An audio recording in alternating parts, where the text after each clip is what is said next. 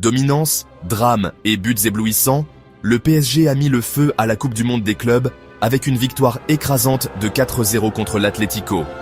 Dès le coup de sifflet initial au Rose Bowl, le PSG semblait inarrêtable. Les rois en titre de l'Europe ont pris le contrôle, imposant un rythme effréné qui a laissé l'Atlético courir après son ombre. Chaque passe était nette, chaque course était intentionnelle, c'était le PSG dans toute sa puissance, impitoyable. La première mi-temps, tout Paris.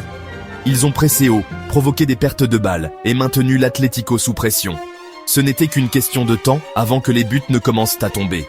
Et quand ils l'ont fait, waouh, l'attaque du PSG était une machine. Chaque finition était clinique, chaque célébration plus forte que la précédente. Mais la véritable déclaration est venue en fin de match.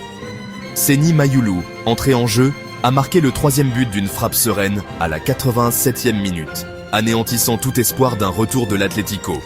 Et n'oublions pas, Lee Kang-in, son nom est aussi sur la feuille de match. Ce qui est encore plus impressionnant, le PSG n'a pas seulement gagné, ils se sont adaptés. Jouant dans des conditions difficiles et chaudes, ils sont restés vifs, concentrés et unis. Ce n'était pas juste une victoire, c'était un message à chaque équipe du tournoi. Paris est là pour tout gagner. Alors, si vous l'avez manqué, faites-vous plaisir, regardez les meilleurs moments prolongés, ressentez ces frissons et voyez comment le PSG a transformé l'Atlético en une simple note de bas de page.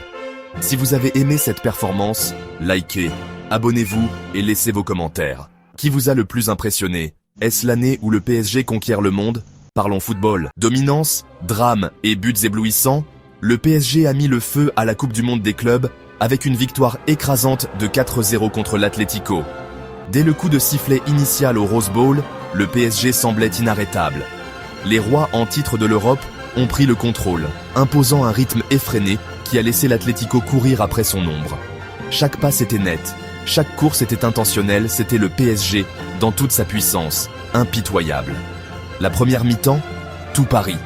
Ils ont pressé haut, provoqué des pertes de balles et maintenu l'Atlético sous pression. Ce n'était qu'une question de temps avant que les buts ne commencent à tomber. Et quand ils l'ont fait, waouh, l'attaque du PSG était une machine. Chaque finition était clinique, chaque célébration plus forte que la précédente. Mais la véritable déclaration est venue en fin de match.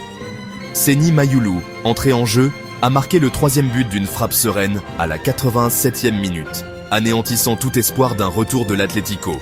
Et n'oublions pas, Lee Kang-in, son nom est aussi sur la feuille de match. Ce qui est encore plus impressionnant, le PSG n'a pas seulement gagné, ils se sont adaptés. Jouant dans des conditions difficiles et chaudes, ils sont restés vifs, concentrés et unis.